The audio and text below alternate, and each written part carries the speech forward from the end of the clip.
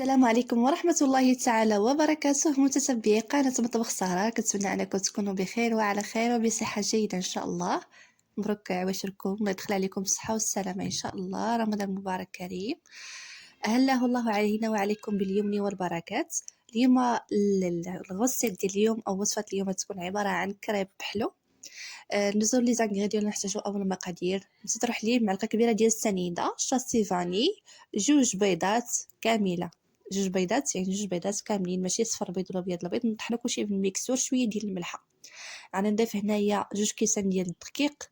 بالنسبه للدقيق راه ديجا كيكون مغربل، الوغ الطحين كيكون ديجا مغربل وكيكون من نوعيه جيده، يعني الطحين ديال الحلوه. وغادي نطحنو كلشي مزيان بالميكسور يدوي او الخلاط الكهربائي على حسب شنو عندنا. غنخليو لاباراي ديالنا ترتاح، من بعد ما كنطحلوها كامله كنزيدو عليها يا زبده يا زيت اللي عندكم. انا درت هنايا زيت، درت زيت لسير، ولكن من الاحسن انه صراحه الزيت كتخليه يجي رطب وهشيش على الزبده. انا جربته بجوج ولكن الزيت كتجي احسن.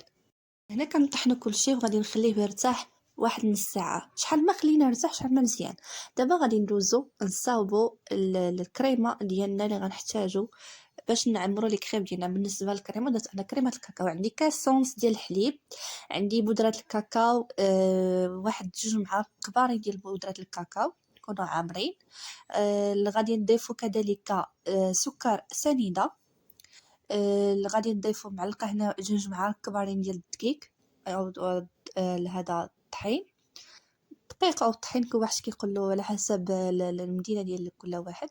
هنا كنخلطو كلشي بالفوي فوق البوطه اللي تتكون عافيه مهيله. صافي انا ضفت السنيده، ضفت غير شويه. هنا غادي نزيدو الشوكولات، اي شوكولات عندكم، شوكولا غير شوكولا عادي. لا درت لها شوكولا كاكاو، شديتهم و هكا حكيتو بالحكاكه وفوق البوطه تكون ناقصه باش ما تحرقش لينا الكريمه ديالنا. صافي كنخدموا بالفوي وكنحركوا. من بعد كنضيفو معلقه كبيره ديال الزبده، كتبقى اختياريه، بغيتو ديروها بغيتو ديرها غير هي. سيكو الزبده كتعطي داك لا بغيونس لديك الكريمه وكتخليها لذيذه اكثر.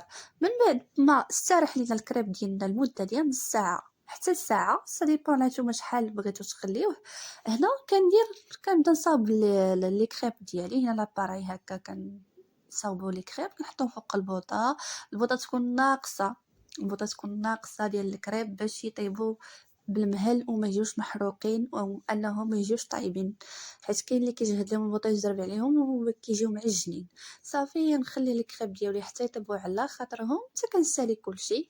كندهن الكريب ديالي بلا صوص شوكولا اللي صاوبت، او كنزوقو بداك هادوك الناتس اللي عندنا، او عفوا الفواكه الجافه او المكسرات اللي عندنا. انا استعملت غير اللوز ايفيلي، اللوز هاشي.